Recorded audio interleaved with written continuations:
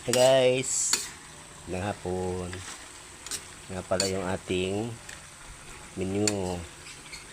This is the Bicol Express.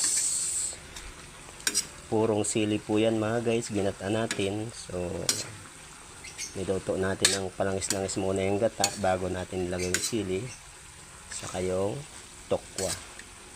Oh, dami na naman ang kain natin ito guys. Paramihan naman ang kain. Pabundatan naman dyan. Pampagana kasi ito guys ng kain. Sili. Puro. Bicol Express. Siyempre, kasawa po yan sa gata mga guys. Yan o. Naglalangis-langis na o.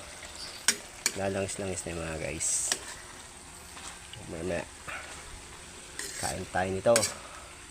Check na labas na naman pawis. Pati ilong kapawisan. Pag kumain ka ito mga guys. Pampagana ito ng kain eh. Pamparami ng kain. Okay. Yan.